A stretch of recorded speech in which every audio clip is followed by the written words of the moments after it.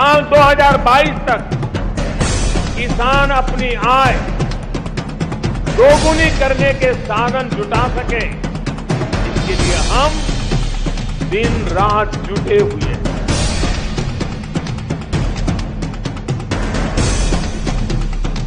देश के किसानों की आय दोगुनी करने का लक्ष्य लेकर के आगे बढ़ना।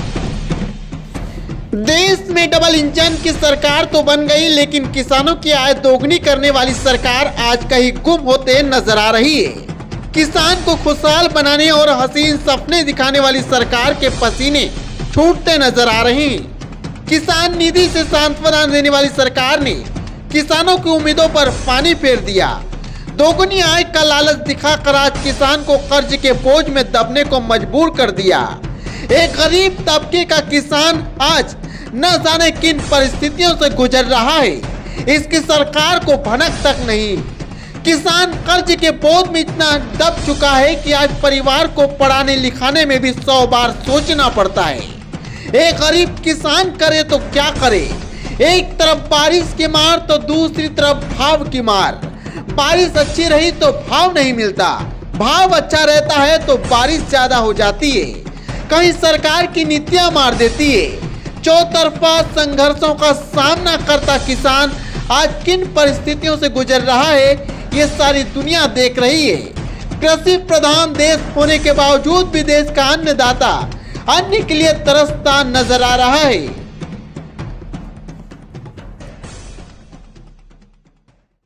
नमस्कार, स्वागत है आपका न्यूज इंडिया टीवी 9 में।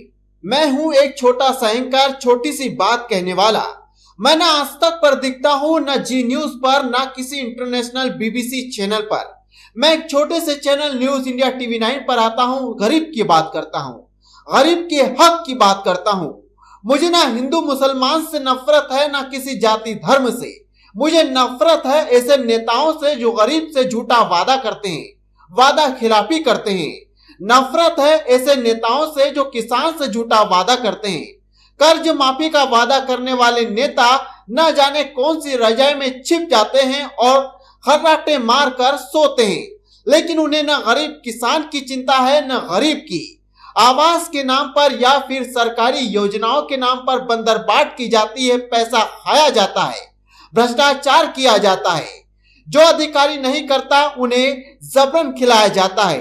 ऐसे कई सारे वाक्य समाज में देखने को मिलते हैं, लेकिन समाज करे भी तो क्या करे। शरीर में जिस तरह खून की जरूरत होती है, वैसे ही समाज में अब नेताओं ने भ्रष्टाचार घोल रखा है, जिसके बिना काम नहीं चलेगा।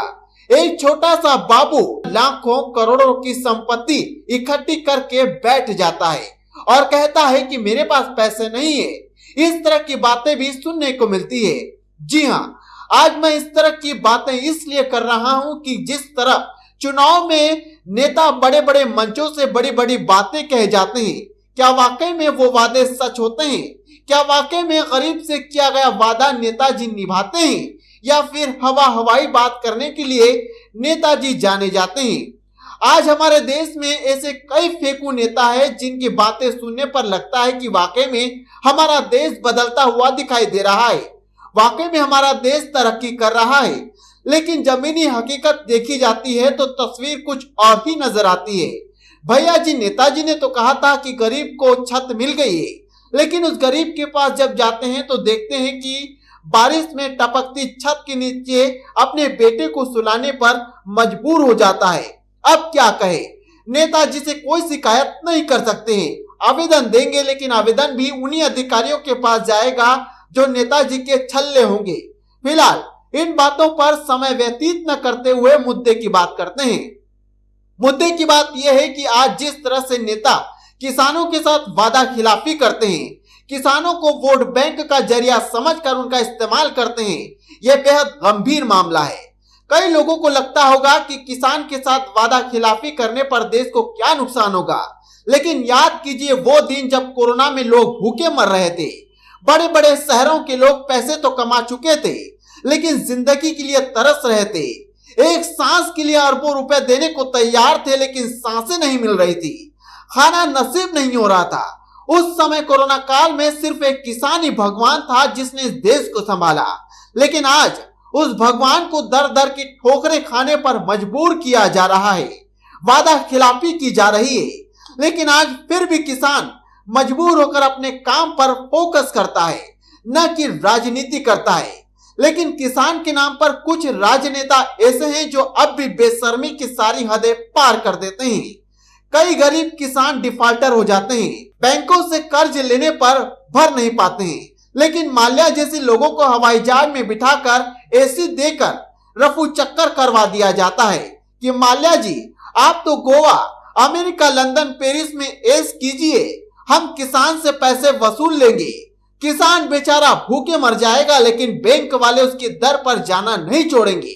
चौखट से घसीट कर लाएंगे और कहेंगे भैया बैंक से जो 10,000 रुपए, 5,000 रुपए, 1 लाख रुपए लिया उसको चुकाइए, वरना आपकी बची कुछ संपत्ति भी खा जाएंगे, भले ही माल्या बैंकों को बेचकर भाग गया हो। जी हाँ, इस तरह का दोगलापन आज की राजनीति में देखा जा रहा है।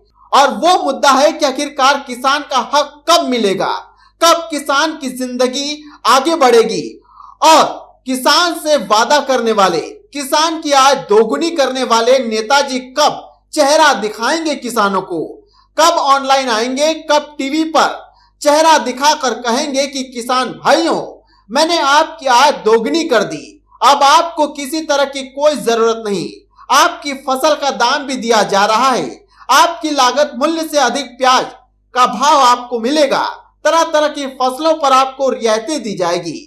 इस तरह की बातें न जाने कब किसान को सुनने को मिलेगी। लेकिन क्या करें, बड़े बड़े चैनलों को हिंदू मुसलमान से फुर्सत तो मिले तब जाके किसान की बात हो। जाते जाते हमारे YouTube channel news India TV 9 को सब्सक्राइब करें ताकि इस छोटे से चैनल पर बड़ी बड़ी बातें आपको सुनने को मिले और सच जान सके। नमस्कार, अगले एपिसोड में आऊंगा और फिर मुद्दों पर बात करूंगा। भावेश पटेल को दीजिए इजाजत। नमस्कार, जय हिंद, जय भारत।